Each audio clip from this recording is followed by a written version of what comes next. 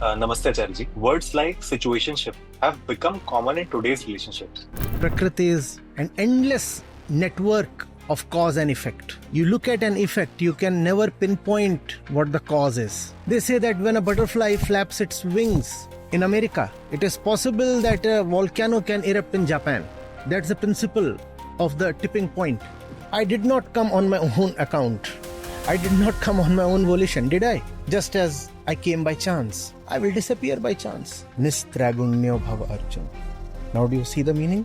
Don't take it seriously. The very existence of the two here is a demonstration of two-ness. It's just that that's the way the winds are blowing. रुख हवाओं का जिधर है उधर के हम हैं. So peaceful.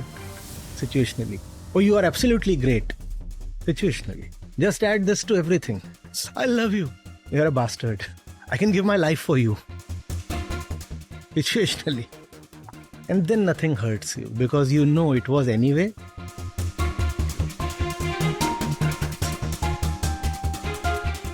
Namaste, Acharya Ji. Words like situationship have become common in today's relationships. In this, people are close to each other, but without any commitment. This sometimes seems very attractive, but such relationships have no depth or any stability. Can such relationships satisfy a person? Please help me understand. You think is situationship. What is not situational? You see, there are two kinds of relationships. One that are situational and are accepted as situational. For example, the fellow on the seat next to you on a bus. Right? There you are able to neatly accept that the relationship is just situational. I am 36A and he is 36B. So sitting next to me, that's fine. And then there are situational relationships that are taken as volitional. So there are SS relationships where the relationship is situational and seen as situational, 36A, 36B. And then there are SV relationships where it is situational, but it is named, labeled, or tagged as volitional. Volitional means? By choice. I decided, my discretion, my wisdom. For example, a love affair. I chose him or her. Every damn relationship is just a product of situations. Nothing else. Nothing else at all. A great patriot, he died for the flag.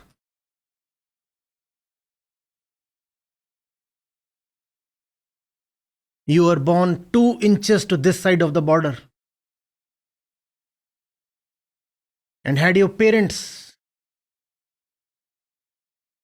taken another eager turn, you would have been an equal patriot, but devoted to the other flag.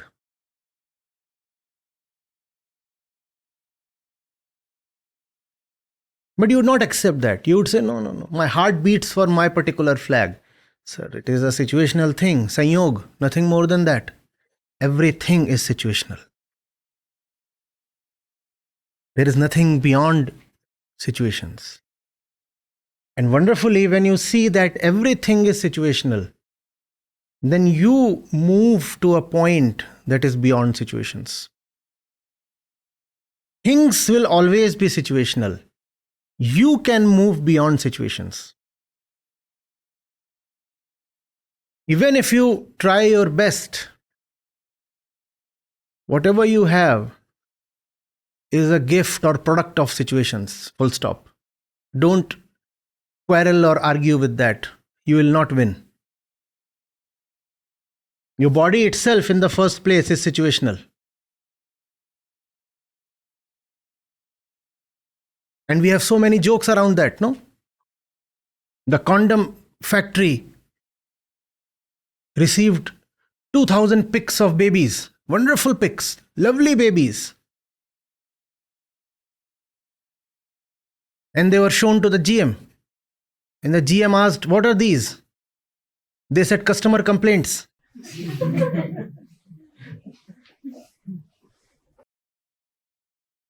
Those babies will never know that they are just situational, customer complaints. Somebody slept on the job. The condoms were defective. From there came the babies. And the baby will say, "Look at me. I'm such a fine product of God. I was dispatched straight from the heavens."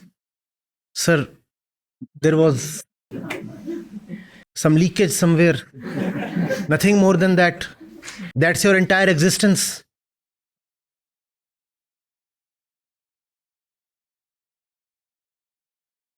Or your father was extra drunk that night, he forgot to pull out in time. That's all. And you call yourself some kind of divine miracle embossed in dignity. Hello. Each of us is like that. It's all situational. Your gender, the color of your skin, your ethnicity, your beliefs. In fact, studies are more and more saying that it's not just about survival of the fittest. There is also the element of randomness factored in. Evolution is not altogether logical. There is also a probabilistic element into it. This could have happened, that could have happened. Both had a certain probability, a non-zero probability, and somehow this happened. Even if the probability of this was lower, but it happened. Now, this you cannot even call as the survival of the fittest or the survival of the greatest probability.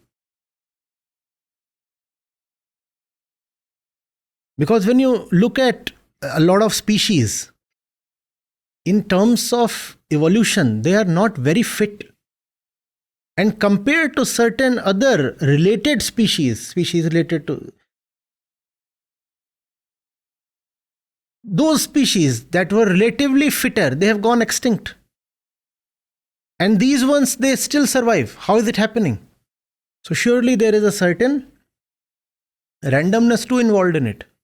So it's all situational. You never know why it is happening. Indian philosophy calls it as mere sanyog. Sanyog. Nadi now sanyog. All kinds of sanyog. It is not knowable. Prakriti is an endless network of cause and effect. You look at an effect, you can never pinpoint what the cause is, because the causes themselves are infinite, and it is not a straight chain of causes. It is at least a two-dimensional network of causes, not a straight chain. This cause, the everything is affecting something else. They say that when a butterfly flaps its wings in America, it is possible that a volcano can erupt in Japan. That's the principle of the tipping point. Things could have reached such a final state that the final straw on the camel's back suffices. And you feel as if one particular straw has led to the avalanche. No. The thing had reached a particular point. And you never knew what would be the precipitating factor. It's all situational. You never knew when the precipitation would come. It's situational.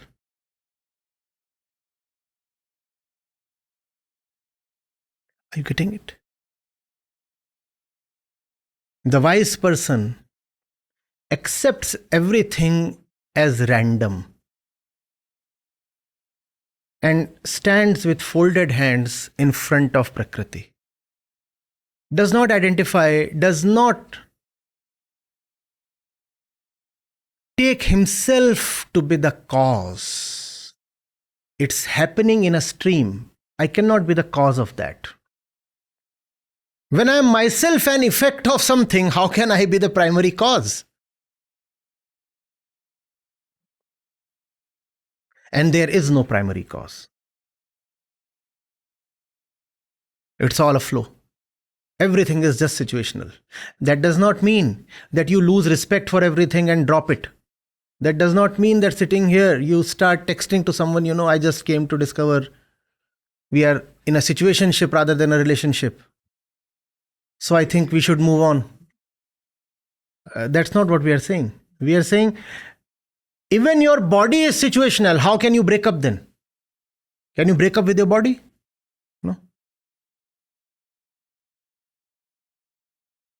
Just realize that there are things and there are only things, and things have their own flow. And when you realize this, then you stand at a point above all things, and that is liberation. There is no sense in categorizing as situationship versus relationship. There is nothing called as relationship. Everything is situationship. Just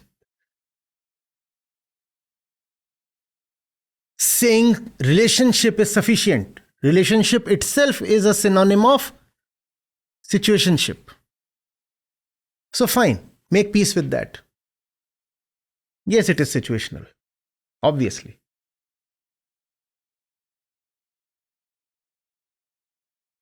The train got late and it was raining. And the workers in the electricity department were on a strike. And it was midnight. The train got late. And so I came out. And she came out. And I asked her, "Where are you going?" And she said something. And I said, "Right. Let's share a ride." And from that ensued an entire dynasty. Junnu 1, Junnu 2, Junnu 3, Junnu 4. Just as you have in dynasties. Did you plan out that strike in the electricity department? Had it not been so dark, she wouldn't have agreed to share the ride.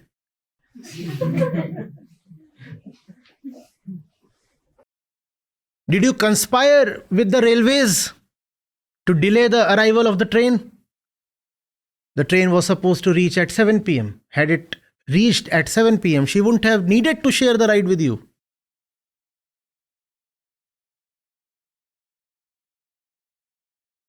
Do you wield some special influence with the rain god? Had it not started raining, she would again not have agreed to share the ride with you. But then you share the ride and there are potholes. Did you dig them? One particular pothole, she jumps up and falls in your lap.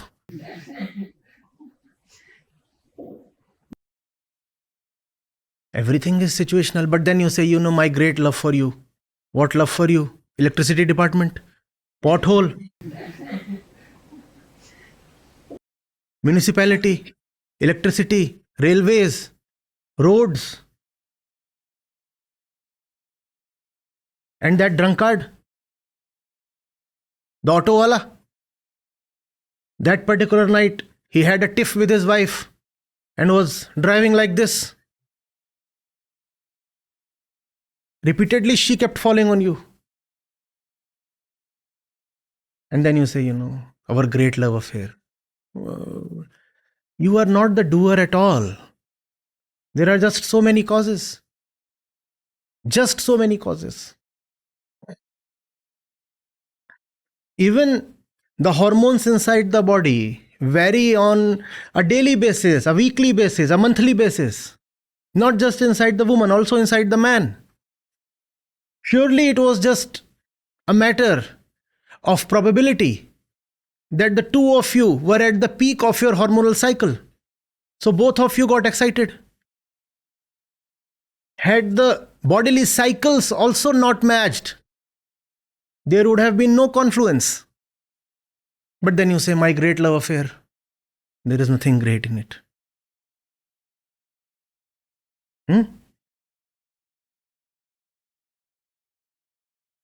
Board examinations. You go to some other center. Right? Your name is Keshav, her name is Kamini. She is sitting in front of you. You are forced to smell her all the time. 1 month of board examinations. Just because your name in the roster comes after her name, what can you do? Had somebody in his mindlessness not named you Keshav, think of the real Keshav. Would you have ever been in physical proximity of Kamini? Now KA and KE and KE is sitting behind KA and smelling. And she happened to use the shampoo gifted to her by her ex-boyfriend. Just that KE does not know that KA is using the shampoo that the ex-boyfriend stole from his ex-girlfriend to give to Kamini. She is now happily using that shampoo. And this fellow is getting totally hot.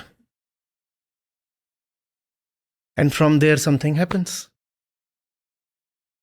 It is insulting to accept this, no? But that's the way it is.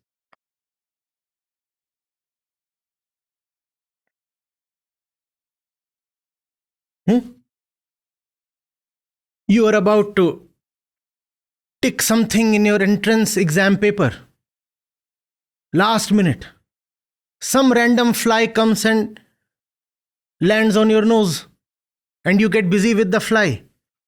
And instead of marking option D, you mark option C. So your rank falls by 10. So instead of getting electrical, you get mechanical. I mean department. Dirty minds. That's what happens. For loss of 2 marks, it is very probable that your rank falls by 100. And because you get mechanical department, so you get into an altogether stream of career, different stream of career, no? And why did that happen? That random fly came and sat on your nose. Or instead of working in a power grid, you are working somewhere else.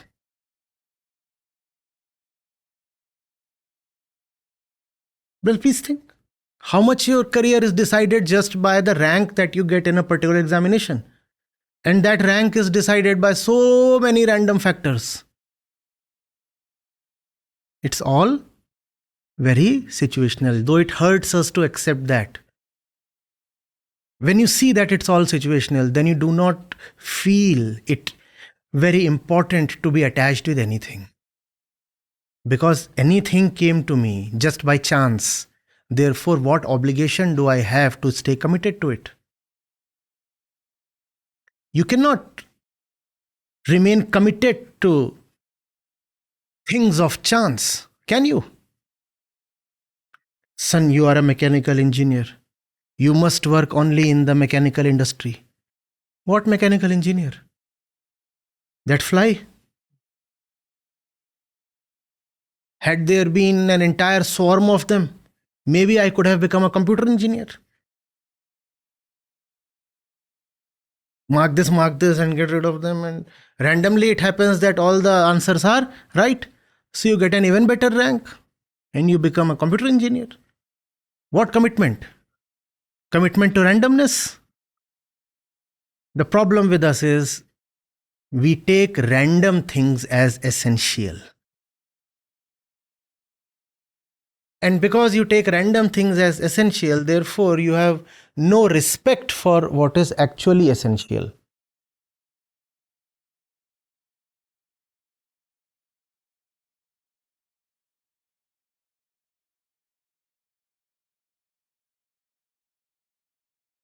Your body is not essential. Your thoughts are not essential. They are all coming from random influences outside of you.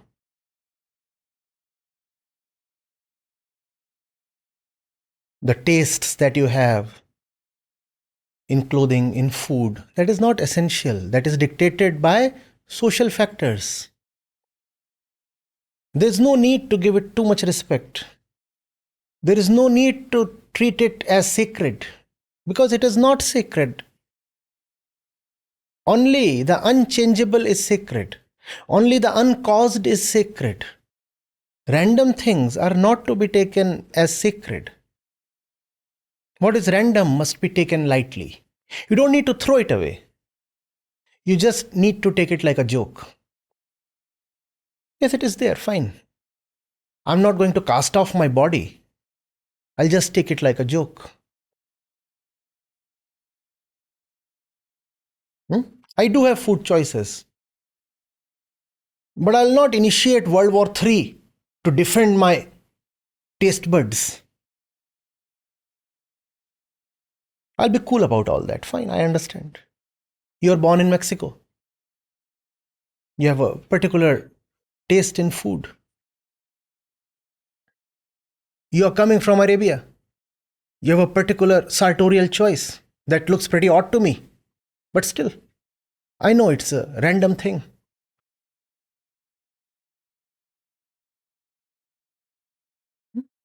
Then you do not fight over things of chance.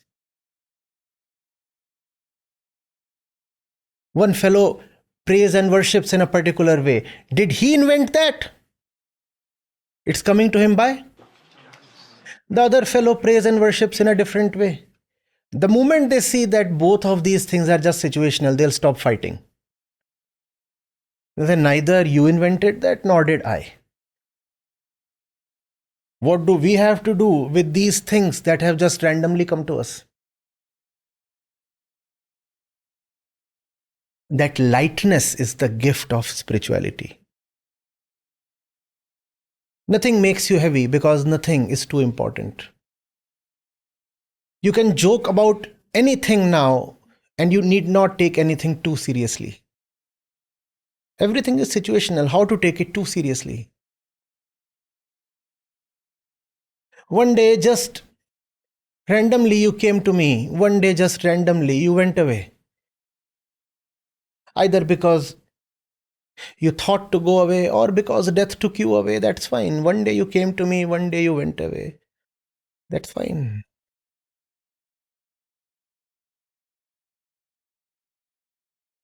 Now, even your own death does not matter too much to you. I did not come on my own account. I did not come on my own volition, did I? Just as I came by chance. I will disappear by chance. Anybody here who decided on his appearance? Then why are you so concerned about your death? Randomly you came, randomly you go. Fine. Are you getting it? It's all situational. Don't take it seriously. Getting it?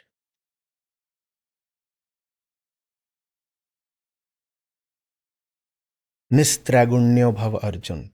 Now do you see the meaning? Don't take it seriously.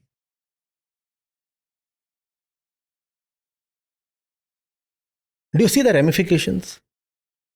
You stop respecting a lot of authority. You know the fellow is there. Mostly because situations put him there. Another time, another age, another situation, the fellow wouldn't have been there. Not at all. How do I respect him? There is nothing that he achieved. There is nothing there of his own. That which is your own is called the ultimate truth in Vedanta, Atma, mine. Prakriti is that which is not yours really. Hmm? There can be a great statue of the highest deity, and some speck of dust can come flying randomly in the wind and get placed on the forehead of the deity. Is it not possible? It happens all the time. You go and wipe the deity's forehead and there will be dust there. Do you start respecting the dust? Just randomly it happened that you got into a high place. I will not consider you some kind of authority. It's a matter of chance. And chance is chance. Nothing sacred. Nothing to be worshipped.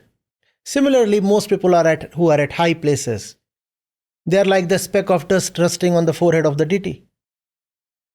Not to be taken seriously. You also see the vice versa.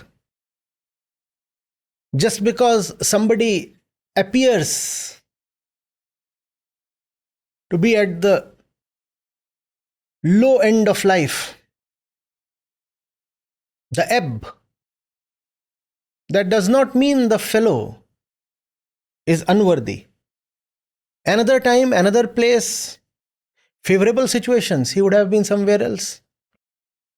So the wise man does not evaluate a person by his social standing.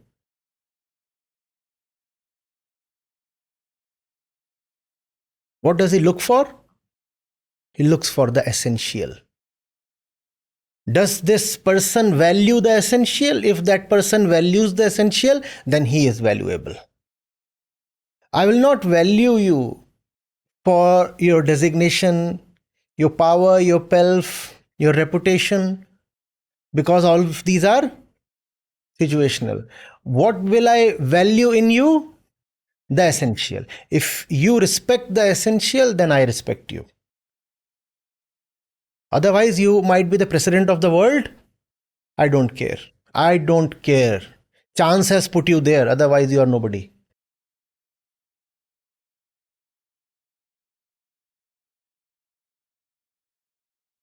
They say if you give enough monkeys, enough computers, one of them will come up with all the works of Shakespeare. It's just about having enough numbers. Billions of monkeys, billions of systems, and they'll randomly start keying in. And just by chance, you will find, because there are going to be so many chances, that one of them will be a favorable chance. You will say, this one is Shakespeare. We are not going to respect randomness.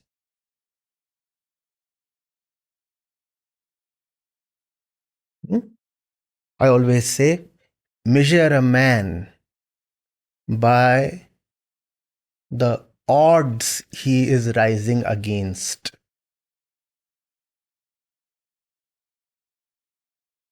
The name of the odds is Prakriti. The measure of a man is the quality of his engagement with Prakriti.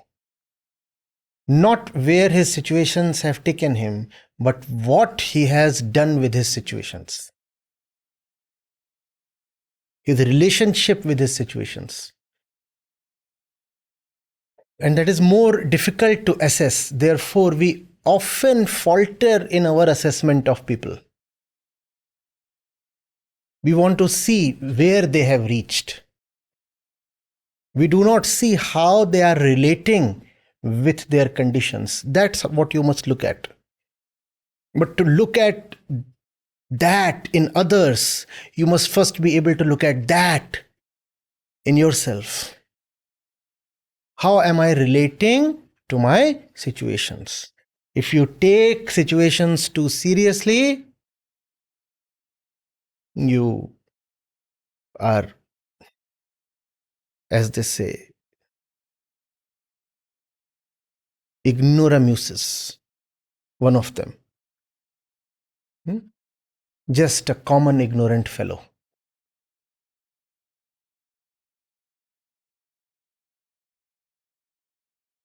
Your bank balance shows 1 billion and you are so full of yourself.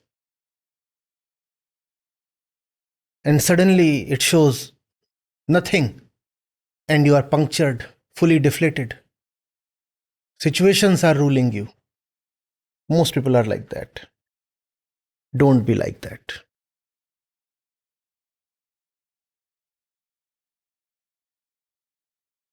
Classically, it is called samta. Irrespective of the situation, I am myself. Samta. A lot of this peaceful experience that you have is also just situational. So don't take it seriously.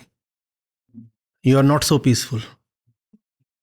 And that will show up as soon as these two doors open. And this is my way, and this is your way. As long as this little hall, this little sabhagar will continue to have two rooms, there will be separation. Two doors, there will be separation. Because we are one while we are here. Then I go my way and you go your way. The very existence of the two here is a demonstration of two-ness. You have chosen to have a separate life. So don't take this piece too, because even your choice is situational. You have not even chosen to have a separate life. It's just that that's the way the winds are blowing. रुख हवाओं का जिधर है उधर के हम हैं.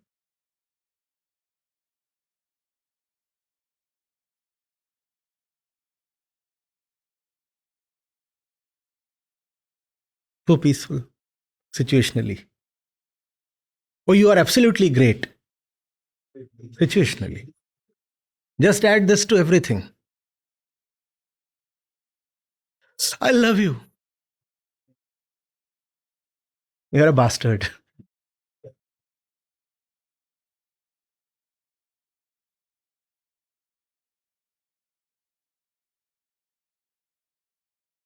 I can give my life for you, situationally.